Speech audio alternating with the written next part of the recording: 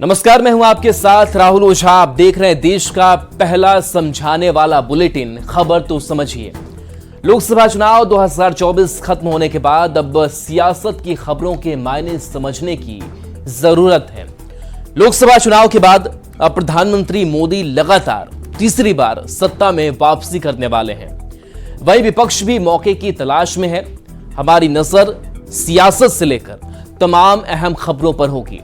खबर के अंदर की बातें आपको समझाएंगे, तो आप देखते रहिए खबरों को समझाने वाला ये बेहद खास शो खबर तो समझिए।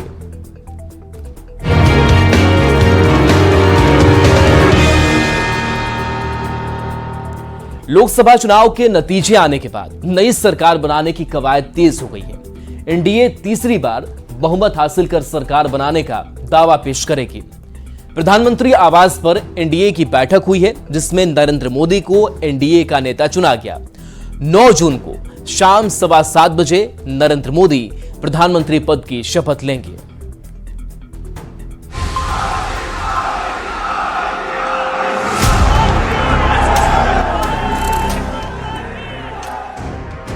देश में मजबूत एनडीए और मजबूत सरकार की तरफ इशारा करती ये तस्वीर 5 जून की है।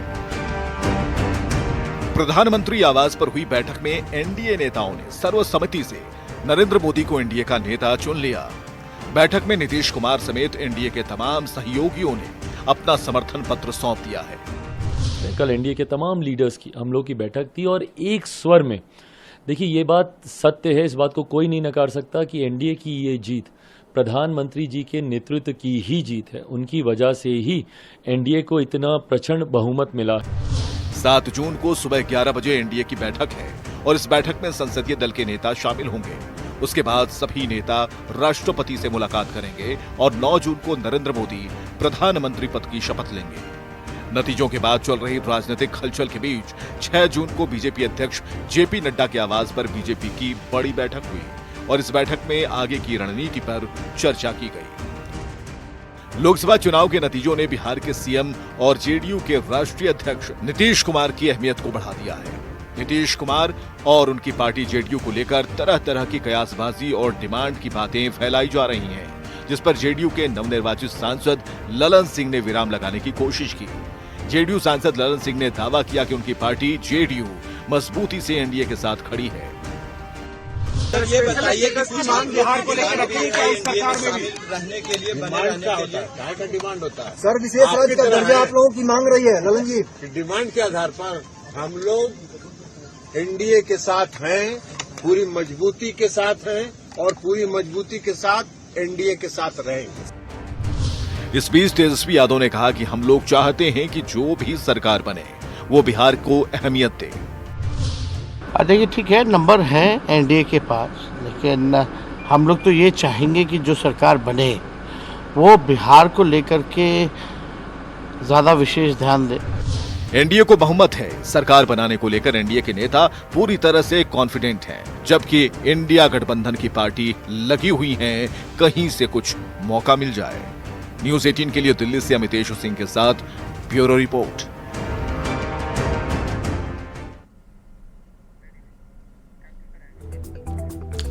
अब तीसरी बार मोदी सरकार के मायने समझिए। 2014 में नरेंद्र मोदी देश के प्रधानमंत्री बने। अपने दोनों ही कार्यकाल में मोदी ने देश के लिए कड़े और कई बड़े फैसले लिए। मोदी पर किसी तरह का दबाव नहीं था, लेकिन 2024 में बीजेपी को पूर्ण बहुमत नहीं मिली है, बल्कि एनडीए के सहयोगियों के साथ मिलकर मोदी सरकार चलाएंगे। यानी इस बार सहयोगियों की भी डिमांड के अनुसार कई काम करने पड़ सकते हैं। जैसे जेडीयू ने अग्निवीर योजना पर विचार करने की मांग की है। यूसीसी पर जेडीयू सभी राज्यों से राय मशविरा की बात कही है। एक बार फिर जेडीयू ने विशेष राज्य के दर्जा की इच्छा जताई है। जातीय जनगणना की मांग को भी समय की मांग बताया है। वैसे इसके पहले देश में गठबंधन सरकार में बदहाली देखी गई है। गठबंधन में शामिल पार्टियों की वजह से कई फैसले बदले गए। समय समय पर पार्टियों की मनमानी से सरकारें गिरती रहीं। इस देश ने एक साल बाद भी लोकसभा का चुनाव देखा है। हालांकि पीएम मोदी समय के अनुसार अपने फैसलों में जरूरी हुआ तो संशोधन करते रहे हैं। किसान कानून को वापस लिया गया था, जमीन अधिग्रहण का फैसला वापस लिया गया था। हालांकि मोदी ने यह साफ कर दिया है कि अपने तीसरे टर्म में वो बड़े फैसले लेंगे। अब तक की राजनीति जीवन में मोदी को बड़े फैसले के लिए जाना जाता है और मोदी किसी दबाव में काम नहीं करते। बढ़ेंगे आगे, बात करेंगे दूसरी खबर की। लोकसभा चुनाव के नतीजों के बाद सरकार बनाने की कवायद तेज हो गई है। दावा किया जा रहा है कि जेडीयू ने विशेष राज्य के दर्जे की मांग की है। इस परिस्थिति को पूरी तरह साफ करते हुए जेडीयू के मुख्य प्रवक्ता केसी त्यागी ने जोर देकर कहा कि उन लोगों की इच्छा बिहार को विशेष राज्य के दर्जा की जरूर है, लेकिन जेडीयू की मांग या डिमांड नहीं है।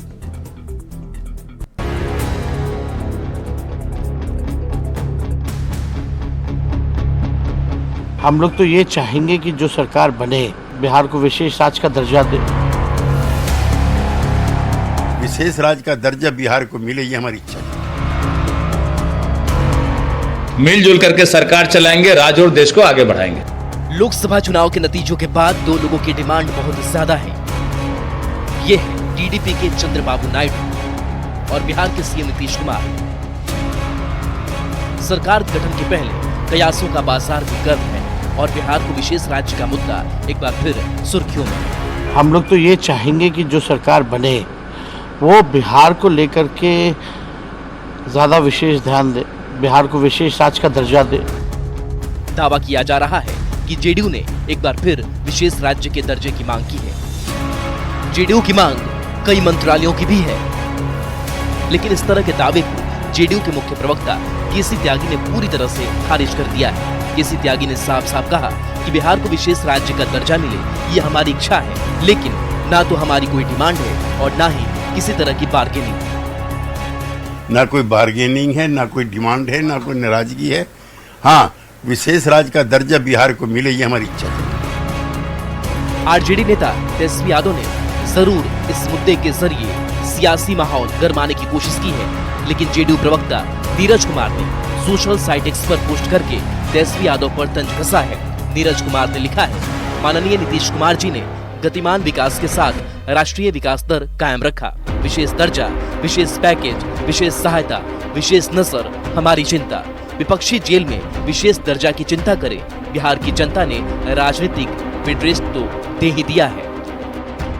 अरे ये चिंता हमारी न है। आपको राज करने का मौका मिला तो संपत्ति सृजन कर रहे थे, परिवारवाद चला रहे थे। बीजेपी नेता और बिहार सरकार के पीएचईडी मंत्री नीरज कुमार बबलू ने कहा है कि किसी तरह की कोई प्रेशर पॉलिटिक्स नहीं चल रही है, ये बस लोगों के मन का भ्रम है। इसमें कहीं कोई प्रेशर पॉलिटिक्स की बात नहीं है। मिलजुल करके सरकार चलाएंगे, राज्य और देश को आगे बढ़ाएंगे। जेडीयू ने साफ कर दिया है कि उनकी कोई डिमांड नहीं है। हालांकि बिहार के विशेष राज्य के दर्जा का मुद्दा एक बार फिर चर्चा में जरूर आ गया है। न्यूज़ 18 के लिए दिल्ली से अमितेश सिंह के साथ पटना से रवि एस नारायण और धर्मेंद्र कुमार की रिपोर्ट। अब विशेष शिक्षा वाली सियासत को समझते हैं। लोकसभा चुनाव में 12 सीट जीतकर नीतीश किंगमेकर की भूमिका में है। गठबंधन की सरकार में सहयोगियों के समर्थन की जरूरत है। गठबंधन की राजनीति में सहयोगियों की भूमिका बढ़ जाती है। मौका भुनाने की कोशिश सहयोगी करते हैं। बिहार के लिए जेडीयू विशेष दर्जा की मांग करता रहा है और यही वजह है कि जेडीयू ने एक बार फिर से विशेष राग अलापा है। हालांकि जेडीयू नेताओं का कहना है कि उनकी सिर्फ इच्छा है, लेकिन वो कोई बार्गेनिंग नहीं कर रहे हैं और ना ही उनकी डिमांड है। वैसे राजनीतिक दल सहयोगियों पर दबाव बनाने के लिए भी ऐसे मुद्दे उठाते रहे हैं। चलिए बढ़ेंगे आगे। एनडीए ने भले ही बिहार में उत्तर प्रदेश की तुलना में बेहतर प्रदर्शन किया हो, राज्य की 40 में से 30 सीटें जीत ली हों, लेकिन उसका वोट शेयर काफी कम हो गया है और उसके उम्मीदवारों की जीत का अंतर काफी कम हो गया है। वहीं आरजेडी को भले ही 4 सीट मिली हो, लेकिन उसके वोट शेयर में इजाफा हुआ है।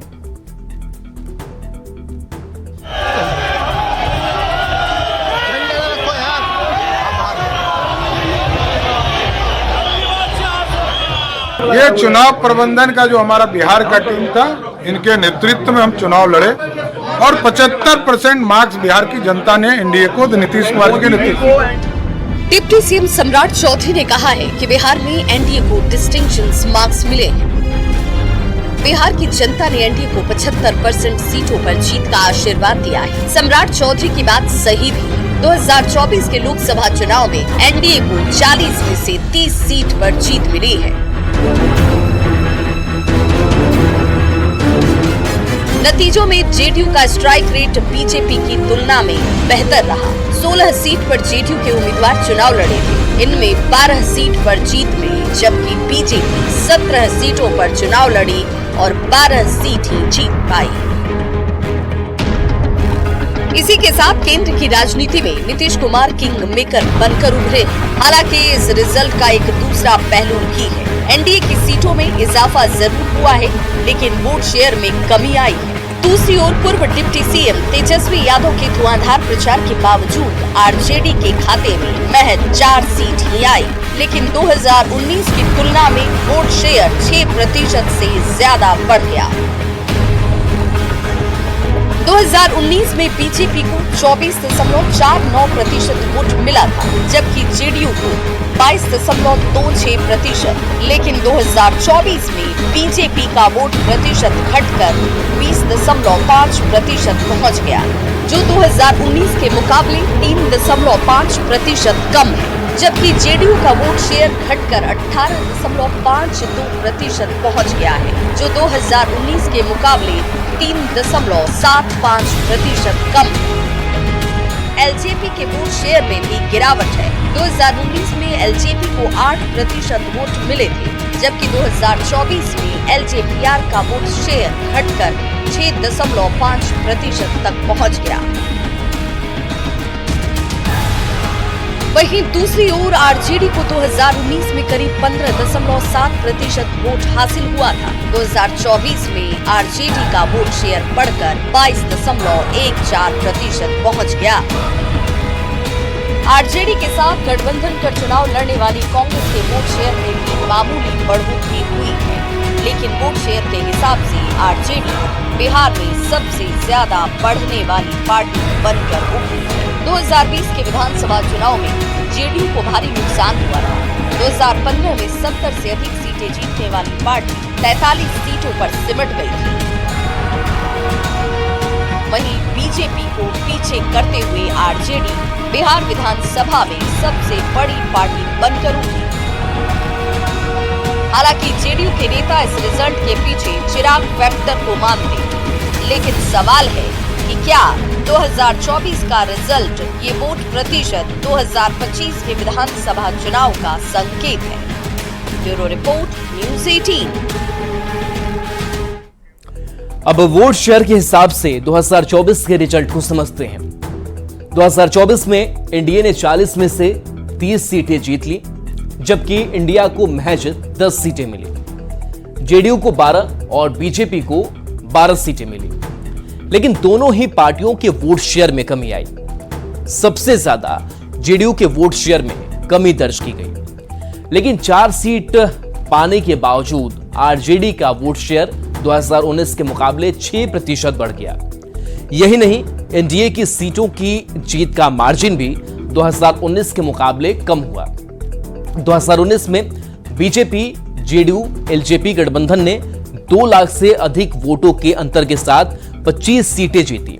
इनमें से 13 सीटों पर एनडीए को 3 लाख या उससे ज्यादा वोटों से जीत मिली। इस साल वे केवल 2 सीटों, अररिया और मुजफ्फरपुर, पर 2 लाख से अधिक वोटों से जीते। यानी भले ही एनडीए को ज्यादा सीटें मिली हो, लेकिन जीत का मार्जिन काफी कम हुआ है। तो अगले साल 2025 में बिहार विधानसभा का चुनाव है। सवाल है कि क्या इसका असर बिहार के चुनाव पर पड़ेगा। बढ़ेंगे आगे। बिहार बीजेपी के अध्यक्ष और बिहार के डिप्टी सीएम सम्राट चौधरी ने पत्रकारों के सवाल का जवाब देते हुए कहा कि 2025 विधानसभा का चुनाव नीतीश कुमार के नेतृत्व में लड़ेंगे। सम्राट चौधरी के बयान के बाद राजनीतिक बयानबाजी तेज है।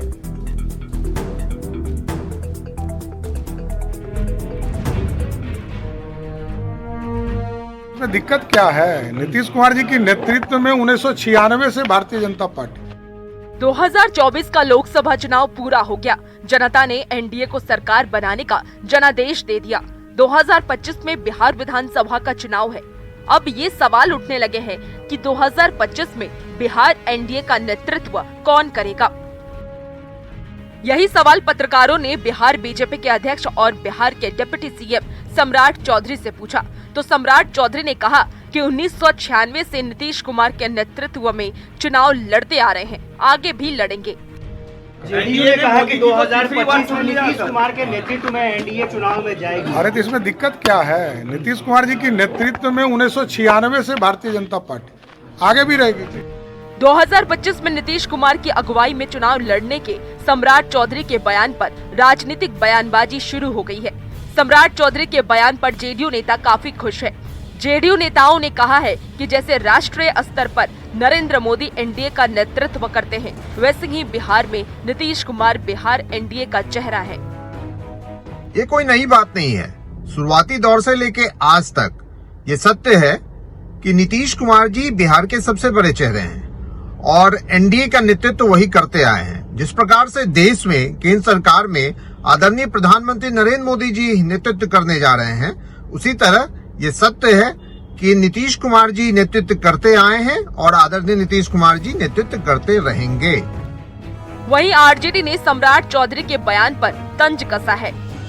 लोकसभा चुनाव में बिहार में वोट का प्रतिशत सबसे ज्यादा वोट आरजेडी को मिला है और बीजेपी समीक्षा क्या करेगी, किसके नेतृत्व में लड़ेगी?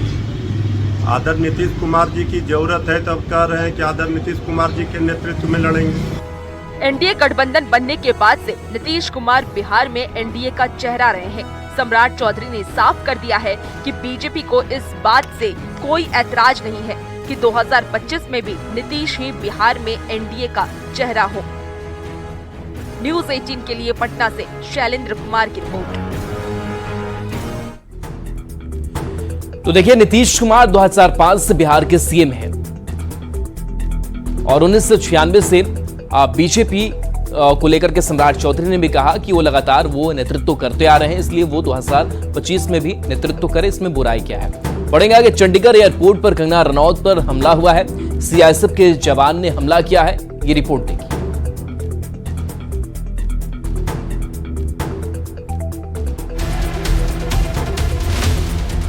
जो महिला थी, जो सुरक्षा कर्मचारी थी सीआईएसएफ की साइड से आकर जो है मुझे मेरे फेस पे हिट किया।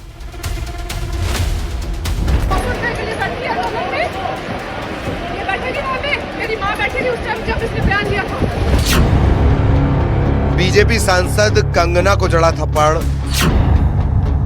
थप्पड़बाज ने कंगना पर की गालियों की बौछार।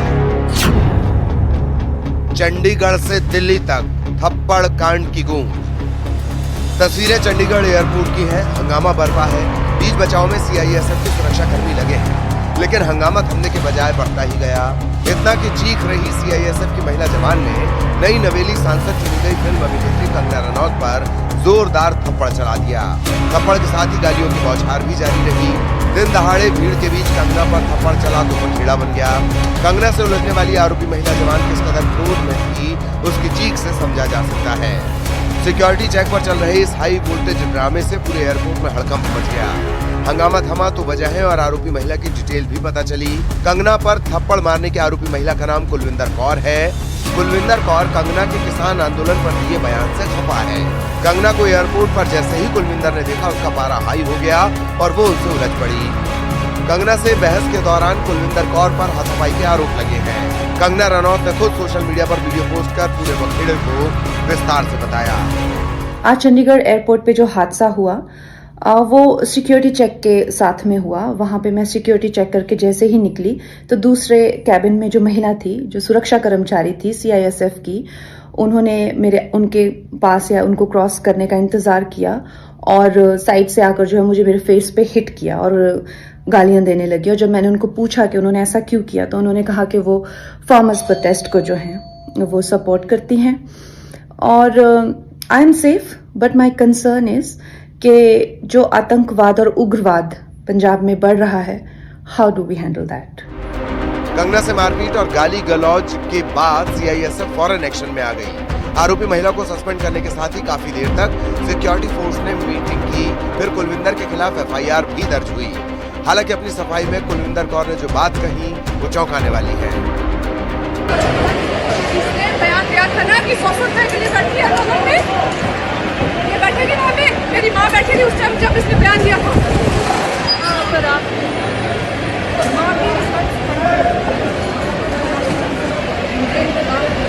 कुलविंदर कौर अपनी मां पर दिए कंगना के बयान से कुपित है। इत्तेफाक देखिए कि कंगना रनौत भी आज अपनी मां से गले मिलकर और आशीर्वाद लेकर घर से निकली। चंडीगढ़ से वो फ्लाइट नंबर UK 707 से दिल्ली के लिए निकल रही थी, तभी सिक्योरिटी चेक पर बवाल हो गया। कुलविंदर कौर को किसान आंदोलन पर दिए कंगना के बयान नापसंद है। कंगना ने किसान आंदोलन का खुलकर विरोध किया था।